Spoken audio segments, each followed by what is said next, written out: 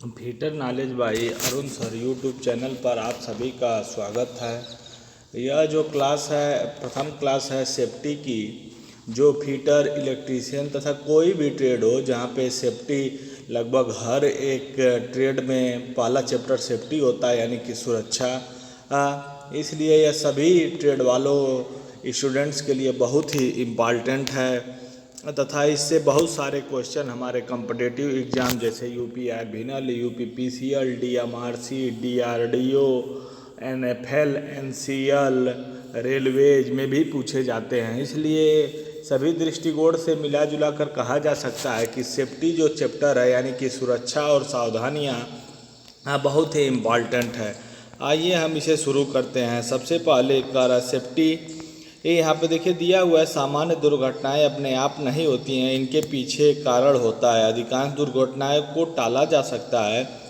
अच्छे शिल्पकार जिसके पास विभिन्न सुरक्षा के पूर्व उपाय की जानकारी होती है, वह स्वयं को तथा अपने साथ के कारीगरों तथा उपकरण को क्षति होने से बचा लेता है तथा इसके लिए प्रत्येक व्यक्ति को सुरक्षा के नियमों का पालन करना चाहिए। यानी कि दुर्घटना जो है अपने आप तो होगी नहीं, यानी हमारी कोई कमी होगी या हमारी साथी की कोई कमी होगी या मशीन का डिफ़ॉल्ट हो सकता है, किसी प्रकार से दुर्घटना हो सकती है। दुर्घटना से बचने के लिए हमें क्या करना चाहिए, क्या कदम उठाना चाहिए, कैसे हम दुर्घटना से बच सकते हैं, इसी के बारे में कहा जा रहा है। जैसे देखिए आपको यह फिगर दिखाया गया है। फिगर में यहाँ पे कह रहा है कि मतलब कि हमारे जो बाल होने चाहिए, ये देखिए इस साइड में दिया है लॉन्ग हेयर नहीं होने चाहिए, लॉन्ग हेयर नहीं होने चाहिए, शॉर्ट हेयर होने चाहिए। यानी कि जो हमारे बाल होना चाहिए छोटे होने चाहिए तथा शार्प टूल्स नहीं रखना चाहिए अपने पॉकेट में। यहाँ पर देखिए शार्प से टूल रखा गया है, यानी कि तेज़ धार वाले औजार को नहीं रखना चाहिए। तथा इधर देखिए दिया हुआ है बटन मिसिंग, यानी कि हमारा कोई भी यही शर्ट का बटन जो है मिस नहीं होना चाहिए, क्योंकि अगर बटन मिस है तो कोई भी जैसे लेथ मशीन चलाते समय या कोई अन्य मशीन चलाते समय कोई दुर्घटना हो सकती है। इसलिए कोई भी बटन मिसिंग नहीं होना चाहिए। लूज कप्स नहीं होना चाहिए, जो बाजू है इसमें लूज कप्स नहीं होना चाहिए, यानी कि पूरी तरह से टाइट होना चाहिए। होल इन पॉकेट, पॉकेट में किसी प्रकार का होल नहीं होना चाहिए। ओवरऑल टू लॉन्ग, ओवरऑल जो होता है हमारा ज़्यादा लंबा नहीं होना चाहिए, हमारे शरीर के हिसाब से फिटिंग होनी चाहिए ताकि हमें काम करने में कोई दिक्कत ना हो। और फिर सबसे नीचे दिया हुआ है कि लाइट वेट शूज़ हमें नहीं पहनना है। लाइट वेट शूज़ यानी हल्के जूते हमें नहीं पहनना है, यानी कि हमें क्या पहना जाता है, सेफ्टी ये बूट्स को पहनते हैं हम। सेफ्टी बूट यहाँ पर आगे की तरफ एक स्टील की प्लेट लगी होती है, जैसे कि जब कोई वस्तु इस पर गिरेगी या कोई भी दुर्घटना होती है, जैसे तेल ऑयल ग्रीस गिरता है, कोई भी खतरनाक केमिकल गिरता है, तो हमारे पैरों की सुरक्षा जो हो जाती है सेफ्टी बूट्स की सहायता से।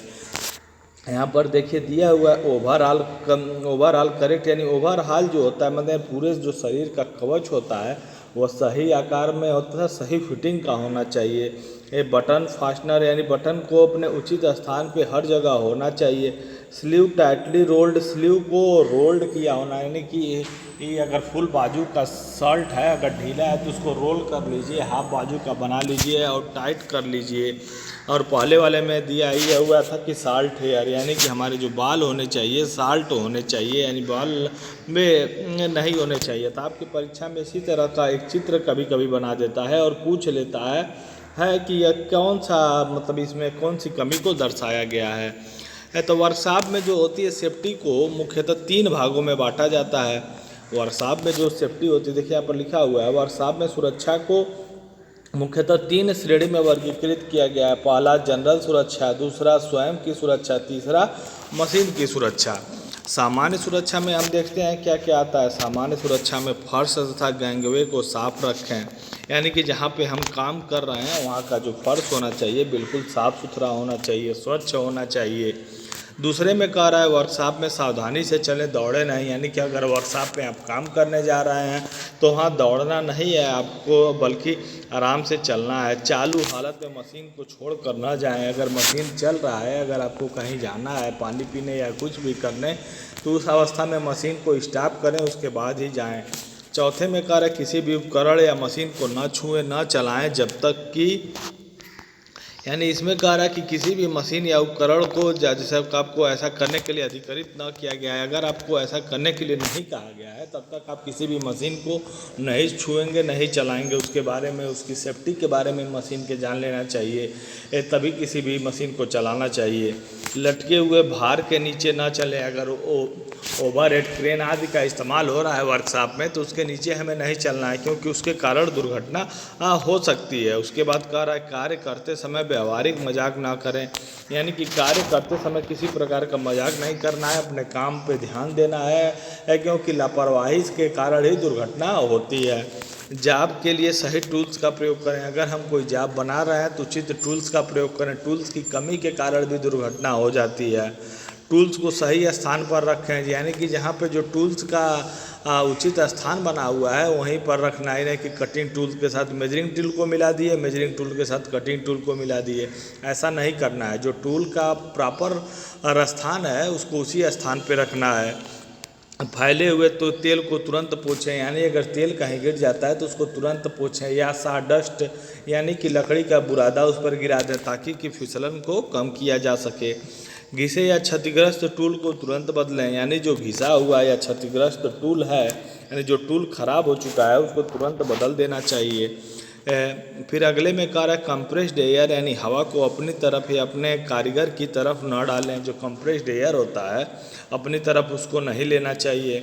यह सुनिश्चित करें कि वर्कशॉप में पर्याप्त उजाला हो। यह हमें कंफर्म कर लेना चाहिए। वर्कशॉप में पर्याप्त उजाला होना चाहिए, यानी पर्याप्त लाइटिंग की व्यवस्था होनी ही चाहिए। मशीन की सफाई तभी करें जब मशीन चालू हालत में ना हो। किसी भी मशीन की हमें सफाई तभी करनी है जब मशीन बंद पड़ा हो। धातु की छीलन को साफ करें, यानी कि चिप्स को, जैसे लेथ मशीन पे जब हम कोई काम करते हैं, यानी कि खराद मशीन पे जब कोई काम करते हैं तो चिप्स निकलता है, तो उस चिप्स को हमेशा साफ कर लेना चाहिए। मशीन को चालू करने से पूर्व उसकी पूर्ण जानकारी प्राप्त करें। कोई भी मशीन है अगर उसको हमें चालू करना है, उस पर चलाना है, कोई काम करना है तो उसके बारे में संपूर्ण जानकारी होनी ही चाहिए, तभी हमें मशीन को चलाना चाहिए, नहीं तो कोई दुर्घटना हो सकती है। यह क्या था? यह बाकी अभी को जितना हमने सेफ्टी के बारे में यह बताया है, यानी कि सामान्य एवं जनरल सुरक्षा थी, सामान्य एवं जनरल सुरक्षा। अब आगे है, अगला देखते हैं साधारण सुरक्षा। यह क्या था? अब देखते हैं स्वयं की सुरक्षा, यानी कि पर्सनल सेफ्टी। पर्सनल सेफ्टी में क्या क्या है? एक पीस वाला ओवरऑल या बॉयलर सूट पहने, यानी कि ऊपर से नीचे तक एक ओवरऑल आता है, हमें उसी को पहनना चाहिए। ओवरऑल के बटनों को लगाए रखें, यानी ओवरऑल में जितने भी बटन है उसको हमेशा बंद करके रखना चाहिए। टाई या स्कार्फ का प्रयोग नहीं कर, यानी वर्कशॉप में हमें टाई को बिल्कुल नहीं लगाना है।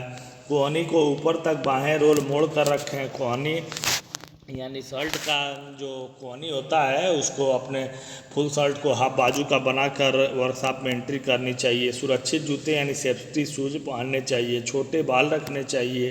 अंगूठी, घड़ी या चेन नहीं पहनना चाहिए। मशीन पर कभी झुकना नहीं चाहिए। शीतक में हाथ ना धोएं, यानी कूलेंट जो होता है, जैसे लेथ मशीन पे काम करते समय जो कोई भी कूलेंट लगाया जाता है उसको कि जाप को ठंडा होने के लिए उसको उसमें हाथ अपना ना धोएं। चलती हुई मशीन से गार्ड को अलग न करें। टूटे हुए या चिप्स हुए टूल का उपयोग न करें, यानी टूटे हुए जो चिप्स होते हैं उसका उपयोग न करें, उसे डस्टबिन में डाल दें। मशीन को कभी चालू न करें जब तक वर्कपीस मजबूती से न पकड़ लिया हो, यानी कि जब लेथ मशीन पे हम काम करते हैं तो उस पर 4 जाचक या 3 जाचक होता है जिसमें जाब को पकड़ा जाता है। जब तक वो मजबूती से न पकड़ ले तब तक हमें चालू नहीं करना चाहिए, क्योंकि अगर वह ढीला है तो जाब वहाँ से छटकेगा और वो दुर्घटना का कारण बन सकता है।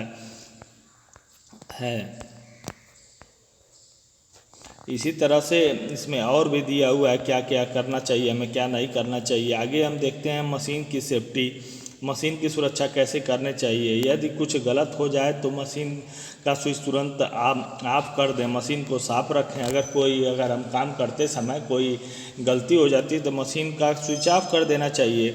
मशीन को जब तक हम स्विच ऑफ नहीं करेंगे तो आगे का काम कैसे होगा। 1 मिनट।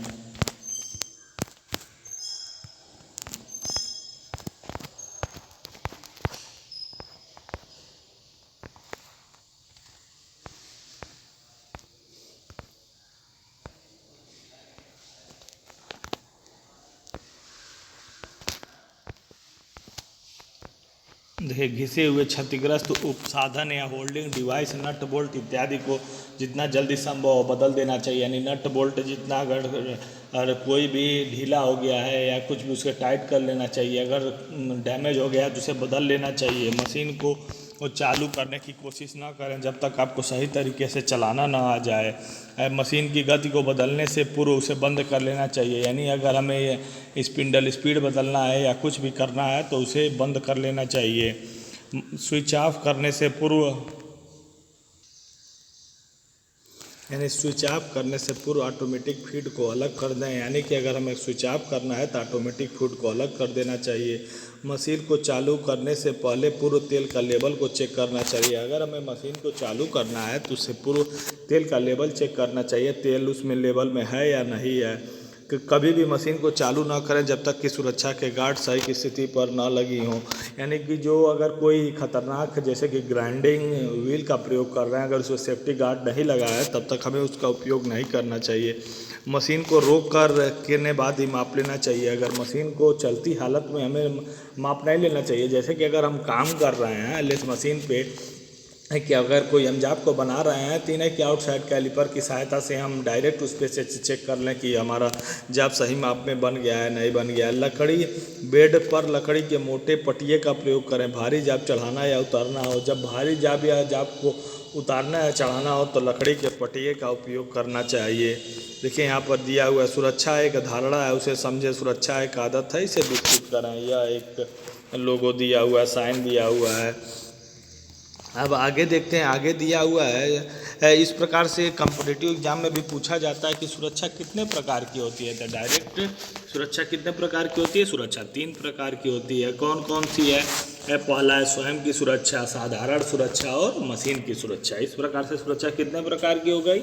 मेन इसमें इम्पॉर्टेंट यही था कि सुरक्षा कितने प्रकार की होती है। 3 प्रकार की सुरक्षा होती है, स्वयं की सुरक्षा, साधारण सुरक्षा, मशीन सुरक्षा। और ऊपर जो चित्र बनाया गया था, लंबे हेयर नहीं होने चाहिए, बटन नहीं खुला होना चाहिए, उसमें से चित्र उठा के डायरेक्ट क्वेश्चन पूछा जाता है। अब अगला टॉपिक है सॉफ्ट स्किल। यानी कि सॉफ्ट स्किल किसे कहते हैं, इसका कॉन्सेप्ट क्या है, कॉन्सेप्ट को थोड़ा सा देख लेते हैं। नरम कौशल से अभिप्राय है कि व्यक्ति के अभिलक्षण सामाजिक शालीनता, उचित भाषा, व्यक्तिगत आदर, बंधुत्व और सकारात्मकता जो व्यक्ति के अनुरूप अनेक रूप से निखारती है। इसी को हम इस प्रकार परिभाषित कर सकते हैं कि अन्य भागों के साथ सकारात्मकता तथा एवं सफल संप्रेषण की क्षमता है। कभी कभी इसे चारित्रिक कौशल भी कहते हैं। अधिकांश व्यापार क्षेत्र में अमूर्त कौशल को व्यवसाय के महत्वपूर्ण मानदंड मानने लगे हैं। नरम कौशल का उपयोग व्यक्तिगत और व्यावसायिक जीवन में होता है। नरम तकनीकी कौशल नरम कौशल के बिना अर्थहीन हो जाते हैं। यानी कि इसका जो कॉन्सेप्ट है, इसका मतलब यह है कि अगर जहाँ पे हम काम कर रहे हैं वहाँ पे हमारा व्यक्तित्व क्या है, हमारे सामने वाले का व्यक्तित्व क्या है, उसकी आदतें क्या है, यानी किसी के बारे में बताया जाता है। जो सॉफ्ट स्किल होता है, सॉफ्ट स्किल जो होता है कि एक ऐसा टर्म होता है जिसका संबंध उस व्यक्ति से है जो किसी फर्म या कंपनी में काम करता है तथा उसका इमोशनल इंटेलिजेंसी इक्वेटा, जैसे कि बातचीत करने का ढंग, वो कैसे बात कर रहा है, उसकी भाषा क्या है, उसकी आदतें क्या है, उसका मित्रतापूर्ण भाव तथा दूसरे व्यक्ति के साथ वो कैसा आचरण करता है, यही सब सॉफ्ट स्किल के अंतर्गत आती है। यानी कि कुल मिला जुला कर यह बात है कि जहाँ पे हम काम कर रहे हैं कि हमारे काम करने का ढंग क्या है, बातचीत क्या है, हमारी भाषा क्या है, हम दो लोग काम कर रहे हैं तो हमारी आदतें क्या हैं, मित्रता भाव क्या है, दूसरे व्यक्ति के साथ हम कैसा आचरण करते हैं, यही सब जो होता है सॉफ्ट स्किल के अंतर्गत आता है। इसमें से ज़्यादा क्वेश्चन पूछा नहीं जाता है, बस यही पूछ सकता है कि सॉफ्ट स्किल के बारे में कुछ बताइए। जैसे ऑब्जेक्टिव में दे सकता है कि इसके अंतर्गत क्या क्या आती हैं। तो सॉफ्ट स्किल के अंतर्गत देख लीजिए, दृढ़ व्यावसायिक नैतिकता, सकारात्मक प्रवृत्ति, अच्छा संप्रेषण कौशल, पारस्परिक कौशल, और दिखा देते हैं आपको प्रबंधन क्षमताएं, समस्या समाधान कौशल। यानी समस्या समाधान, अगर कोई समस्या आ जाती है काम करते समय उसका समाधान कैसे करना चाहिए बहुत ज़रूरी है, यह आना चाहिए।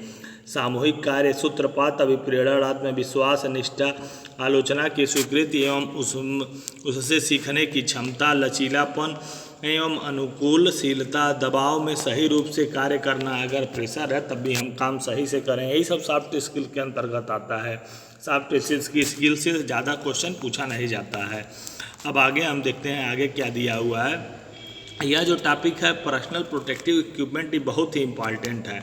यानी कि पर्सनल प्रोटेक्टिव इक्विपमेंट यानी कि इसे पीपीई कहा जाता है। पर्सनल यानी कि स्वयं से वो ऐसे उपकरण जिससे हम अपनी रक्षा कर सकें, उसी को पीपीई कहा जाता है। जैसे हेलमेट होते हैं, गॉगल्स होते हैं, शूज होते हैं, एप्रन होते हैं, सब पर्सनल प्रोटेक्टिव इक्विपमेंट के अंतर्गत आते हैं, पीपीईज के अंतर्गत आते हैं। इसमें थोड़ा सा हम देख लेते हैं। कर्मचारी द्वारा उपयोग किए गए उपकरण, औजार, कपड़े जो पहने या उपयोग किए जाते हैं वही आखिरी सहारा है। उनको खतरों से रक्षा हेतु कार्यस्थल पर मुख्य पहुंच सुरक्षा संबंधी खतरों के विपरीत यह है कि कर्मचारी इंजीनियरिंग प्रणाली नियंत्रण या निकल सके खतरे से, न कि कर्मचारी को व्यक्तिगत सुरक्षा उपकरण द्वारा बचाने की चेष्टा करें। पीपीई इंजीनियरिंग प्रणाली में प्रारूप का बदलाव, प्रतिस्थापन, वायु संचार, मैकेनिकल व्यवस्था या यंत्र मानव आदि आते हैं। यदि किसी व्यवस्था में यह संभव नहीं है कि हम इंजीनियरिंग प्रणाली का परिचय कर सकें, खतरों को नियंत्रित करें, तो कर्मचारी पीपीई प्रकार का समुचित उपयोग किया जा सकता है। यानी कि मेन रूप से इसमें यह कहा जा रहा है कि जो पर्सनल प्रोटेक्टिव होती है, जिससे हमारी स्वयं की सुरक्षा होगी, वही क्या है, पर्सनल प्रोटेक्टिव इक्विपमेंट है। यह कई प्रकार के होते हैं, जैसे कि हेलमेट होता है, गॉगल्स होता है, शूज होता है, अभी आगे एक एक करके आएगा।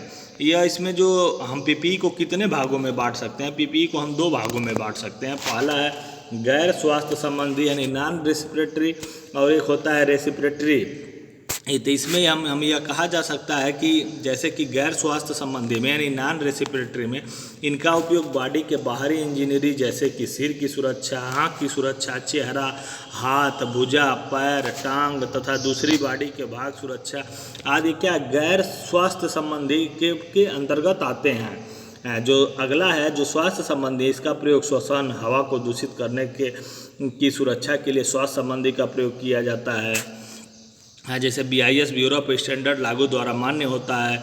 विभिन्न प्रकार के पीपीई व्यक्तिगत सुरक्षा उपकरण हैं। जैसे इसमें मेन चीज से कह रहा है कि एक नॉन रेस्पिरेटरी है यानी गैर स्वास्थ्य संबंधी, एक स्वास्थ्य संबंधी है। ठीक, इसमें से भी क्वेश्चन पूछेगा नहीं कि टाइप कितने प्रकार के होते हैं। सबसे इम्पॉर्टेंट यह इसमें होता है कि पीपीई ये जो होते हैं कितने प्रकार के होते हैं। पीपीई मुख्यतः 8 प्रकार के होते हैं। जैसे पीपीई फर्स्ट हेलमेट से क्या होगा, सिर की सुरक्षा होगी। पीपीई 2 सुरक्षित जूते यानी सेफ्टी शूज से क्या होगा, हमारे पैरों की सुरक्षा होगी। इस स्वास्थ्य संबंधी उपकरण जो होते हैं उससे हमारे स्वास्थ्य की सुरक्षा होगी। भुजाएं तथा हाथ की सुरक्षा पीपीई 4, आँख तथा चेहरे की सुरक्षा पीपीई 5, पीपीई 6 सुरक्षात्मक कपड़े तथा पूरा कवर, पीपीई 7 कानों की सुरक्षा, पीपीई 8 सुरक्षा बेल्ट एवं उपकरण।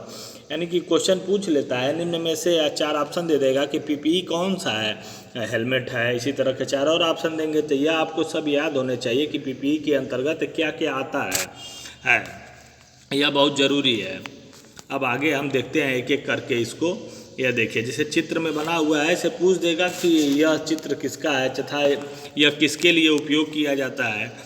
यह जो चित्र है किसका है, यह जो है सेफ्टी हेलमेट का है, निशान है सेफ्टी हेलमेट का, यानी कि वस्तु के गिरने से हमारी रक्षा करता है। वस्तु के विपरीत अधिक आकर्षण से रक्षा करता है। छींटे उड़ने से हमारी रक्षा करता है, यानी कि कहीं कोई छींटे उड़ रहे हैं तो उससे भी हमारी रक्षा करेगा। मेन रूप से यह क्या होता है, वस्तु के गिरने से हमारे सर की रक्षा करता है। इस पीपीई का नाम क्या है, इस पीपीई का नाम जो होता है हेलमेट होता है, यानी सुरक्षा हेलमेट है। अब यह देखिए दूसरा वाले में क्या दिया हुआ है, यह क्या है, सेफ्टी शूज है। इस सेफ्टी शूज की खासियत होती है कि आगे की स्टील टो कैप लगा होता है, जिससे कोई अगर बहुत हैवी वस्तु भी हमारे पैर पे गिरती है तो हमारे पैर को कोई क्षति नहीं पहुंचती है। यह किससे रक्षा करता है, यह गर्म छींटे उड़ने से रक्षा करता है, वस्तु के गिरने से रक्षा करता है, गीले स्थान पर कार्य करने में मदद करता है। इसे जो हम कहते हैं इसे सुरक्षित जूते कहते हैं। सुरक्षित जूते यानी कि सेफ्टी शूज कहा जाता है। अब आगे देखते हैं तीसरा में यह क्या बना हुआ है, नोज यानी कि श्वसन से संबंधित चित्र को बनाया गया है, यानी कि नोज मास्क को दिखाया गया है। नोज मास्क यानी कि बहुत जहरीली गैसें जहाँ हैं वहाँ पे इसका उपयोग किया जाता है। तो इसमें देखिए धूल कण, यानी धूल कण से हमारी रक्षा करेगा और गैस या विषाक्त से हमारी रक्षा करेगा। तो यह चित्र जो है पिछली बार यह बना के पूछा हुआ था यूपी आर्बिनल 2020 के एग्ज़ाम में यह पूछा हुआ था। यूपी आर्बिनल 2020 में यह पूछा हुआ था, या ऐसे चित्र दे दिया था या क्या है। इसी तरह से हाथ की सुरक्षा के लिए हम ग्लव्स का इस्तेमाल करते हैं। हाथ की यह क्या है, किसका सिंबल है, ग्लव्स का सिंबल है। ऐसे हमारी हाथ की सुरक्षा होती है। प्रत्येक संपर्क में छाले न पड़ना, यानी कोई गर्म चीज़ें अगर छू देंगे तो छाले पड़ जाते हैं, इसीलिए हम गॉगल्स लगाते हैं। इलेक्ट्रिक शॉक से यह बचाता है। साधारण गर्म से उठती हुई चिंगारी से हमारी रक्षा करेगा। इसी तरह से आँखों की सुरक्षा के लिए यह जो होता है सेफ्टी गॉगल्स होता है। यह क्या है, सेफ्टी गॉगल्स है, आँखों की सुरक्षा होती है। इससे उड़ते हुए धूल कणों से बचाएगा। यूवी रेस, अल्ट्रा यानी कि अल्ट्रावायलेट रेस, IR रेस, गर्म तथा उच्च श्रेणी के विजिबल तरंगों से हमारी रक्षा करता है। यह जो है क्या है, यह हैंड स्क्रीन का सिंबल है। यह बहुत ही इम्पॉर्टेंट है, यह परीक्षा में पूछा जाता है। इसी तरह बना दिया जाता है और पूछा जाता है यह क्या है, यह क्या है, हैंड स्क्रीन है, यानी बिल्डिंग में इसका उपयोग होता है। यह उड़ती हुई चिंगारी से हमारी रक्षा करेगा, ग्राइंडिंग के समय हमारी रक्षा करेगा। इसी तरह यह भी है, यह भी क्या है, हैंड स्क्रीन की ही है। अब आगे देखते हैं यह क्या है। इसे जो है कान मफ कहा जाता है और इसे ईयर प्लग कहा जाता है। जहाँ हाई बहुत ज़्यादा शोर होते हैं, कुछ ऐसे कंप्रेसर होते हैं जिससे बहुत ज़्यादा उच्च ध्वनि आती है, वहाँ पे इसका इस्तेमाल किया जाता है। उच्च शोर क्षेत्र के स्थान पे अपने कान में हमें लगा लेना चाहिए, जिससे हमारे कानों की सुरक्षा होती है। यह देखिए, यह 8 में क्या है, यह लेदर एप्रन है, लेदर का एप्रन है। इससे पूरे शरीर की सुरक्षा होती है। यह भी देखिए, इसमें भी बना हुआ है। यह क्या है, पूरा यह जो देखिए ये सब लेदर एप्रन है, पूरे जो शरीर की सुरक्षा कर देता है, उसी को लेदर एप्रन कहा जाता है। इस प्रकार से PPE के बारे में जानना, कौन सा चित्र किसका है, यह बहुत ही इम्पॉर्टेंट हो जाता है।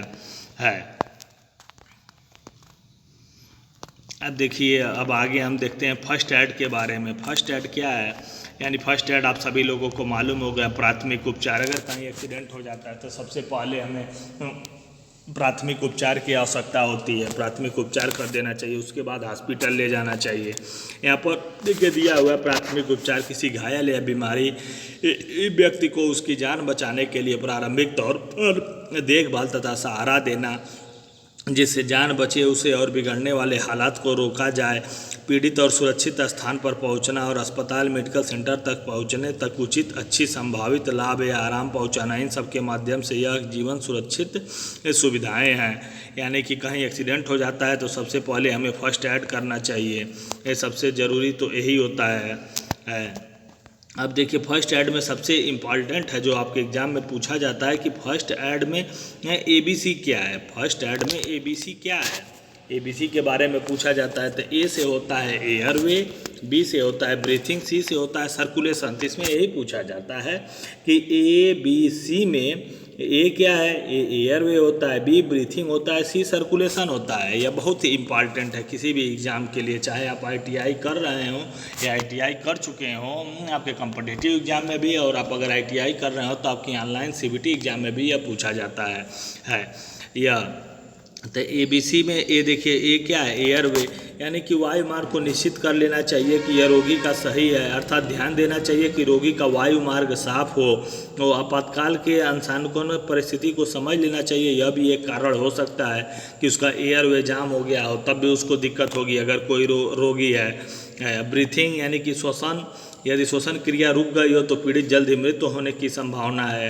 अगर किसी का भी सांस रुक जाएगा तो उसके मृत्यु होने की संभावना बढ़ जाती है, अर्थात उसे तुरंत श्वसन क्रिया में सहयोग करना चाहिए ताकि अगली क्रिया को वह बचाने के लिए पूरा किया जा सके। इस प्रकार निम्न प्राथमिक उपचार किया जा सके, यानी ब्रीथिंग को भी चेक कर लेना चाहिए किसी भी मरीज का, सांस चल रहा है या नहीं चल रहा है। सर्कुलेशन, रक्त परिसंचरण द्वारा व्यक्ति जीवित रहता है, यानी कि रक्त का अगर सर्कुलेशन हो रहा है तो यानी व्यक्ति जीवित रहेगा।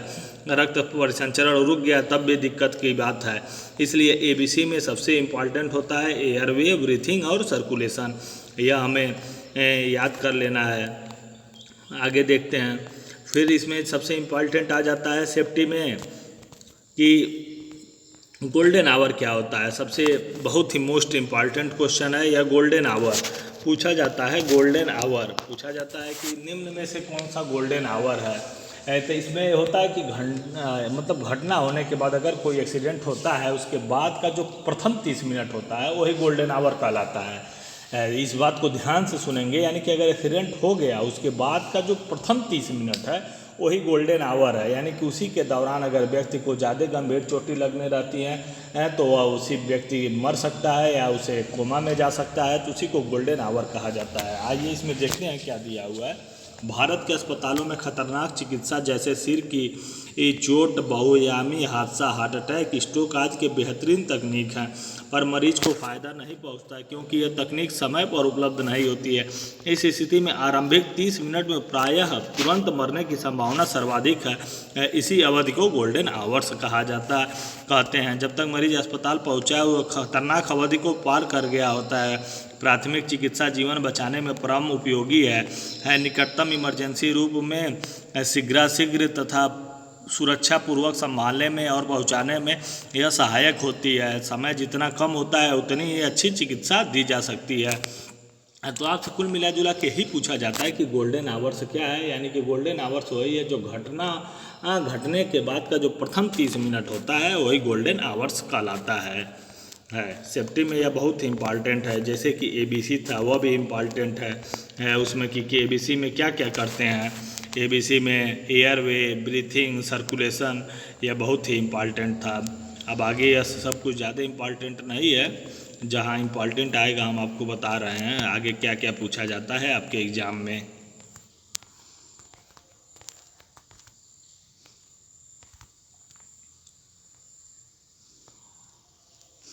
हाँ, अब आपके एग्ज़ाम में बहुत ही इम्पॉर्टेंट है 5 यस क्या होता है। 5 यस पूछा जाता है आपकी परीक्षा में। 5 यस पद्धति यानी कि 5 यस क्या है। सबसे पहले पूछा जाता है कि 5 यस कहाँ से लिया गया शब्द है। तो 5 यस जो लिया गया है वह जापान से लिया गया शब्द होता है। 5 यस में यानी कि 5 यस है। पहला होता है सेरी होता है, सीटान होता है, सीसो होता है, सिकेस्तु होता है, श्रीकेस्तु होता है। यानी 5 यस का मतलब यही है। सेरी होता है, सीटान होता है, सीसो होता है, सिकेस्तु होता है, श्रीकेस्तु होता है। यह जापानी शब्द है। इसी को इंग्लिश में क्या क्या कहते हैं। इसी को इंग्लिश में शार्ट कहते हैं, स्ट्रेंट कहते हैं, साइन कहते हैं, स्टैंडर्डाइज कहते हैं तथा सस्टेन कहते हैं। 5 यस से फायदे क्या होते हैं। उत्पादन में बढ़ोतरी होती है, यानी कि हमारे प्रोडक्शन में बढ़ोतरी हो जाएगी। गुणवत्ता में बढ़ोतरी होगी, यानी कि हमारी क्वालिटी भी बढ़िया हो जाएगी तथा लागत में कमी आएगी। अब आइए हम इसे पूरी तरीके से देखते हैं 5 यस में क्या क्या दिया हुआ है। 5 यस बहुत ही इम्पॉर्टेंट है। पहला देखिए यहाँ दिया हुआ है साल्ट सेट, उसके बाद साल्ट सेट के बाद साइन, स्टैंडर्डाइज, उसके बाद क्या होता है अंत में सस्टेन होता है। सस्टेन यानी साल्ट हो गया, पहला साल्ट हो गया, दूसरा सेट हो गया, तीसरा क्या है, तीसरा साइन है, चौथा स्टैंडर्डाइज है, पांचवा क्या है सस्टेन है। तो इसमें आप यह ध्यान देंगे कि पूछा जाता है 5 यस में तीसरे यस से आप क्या समझते हैं। तीसरा क्या है, तीसरा साइन है, चौथा क्या है स्टैंडर्डाइज है, पांचवा क्या है सस्टेन है। इसी तरह पूछा जाता है कि 5 यस में 5वें यस से आप क्या समझते हैं। जो इसी को जापानी में जब पूछा जाता है तो यह क्या होता है। पहला वाला सेरी होता है, दूसरा क्या होता है सीटॉन होता है, तीसरा क्या होता है सीसो होता है, चौथा क्या होता है सिकेस्तु होता है, पांचवा क्या होता है श्रीकेस्तु होता है। ठीक, यह जापानी शब्द है। जो इसमें दिया हुआ इंग्लिश शब्द है, यानी कि सेरी में क्या होता है शॉर्ट, मन पहला वाला जो दिया हुआ है शॉर्ट करना, यानी मतलब कि छांटना, यानी अनावश्यक वस्तुओं को हटा देना। यानी साल्ट का मतलब यही है कि मतलब जहाँ हम काम कर रहे हैं वहाँ पे छांट दें, यानी अनावश्यक वस्तुओं को हटा दें। दूसरा क्या दिया हुआ है सेट यानी कि क्या करना है सेट इन ऑर्डर, यानी कि सभी टूल्स को ऑर्डर में सेट कर देना है, यानी कि सेट इन ऑर्डर होता है सेट में। तीसरा क्या है, तीसरा साइन में मतलब क्लीन करना, यानी साफ सफाई करना, क्लीन। यहाँ पर देखिए दिया हुआ है keep the work place neat and clean, यानी जो वर्क प्लेस होता है उसे साफ कर दें। स्टैंडर्डाइज क्या है, साफ सफाई करके एक क्रम से रखा जाता है इसमें, यानी साफ सफाई करने के बाद क्रम से रख दिया जाता है। उसके बाद सस्टेन मिस क्या होता है यानी कि मतलब हम अपने डिसिप्लिन को बनाए रखें, यानी कि अपना डिसिप्लिन को ना भूलें। यही 5 यस का मतलब होता है, जो आपकी परीक्षा में भी पूछा जाता है। तो ध्यान देंगे, पहला यस क्या होता है, साल्ट मिस छांटना, अनावश्यक वस्तुओं को अलग करना। दूसरा क्या होता है, सेट होता है, यानी कि सेट इन आर्डर में लगा देना। तीसरा क्या होता है, साइन होता है, यानी कि क्लीन करना, यानी सफाई करना। चौथा क्या होता है, स्टैंडर्डाइज होता है, यानी साफ सफाई करके क्रम से रखना। पांचवा क्या होता है, सस्टेन होता है, यानी कि सेल्फ डिसिप्लिन, यानी कि अपने आप को डिसिप्लिन में रखना। यह 5 यस है। 5 यस बहुत ही आपके परीक्षा के दृष्टिकोण से बहुत ही इम्पॉर्टेंट है। अब आगे जो देखते हैं जो इम्पॉर्टेंट है उसके बारे में हम चर्चा करेंगे।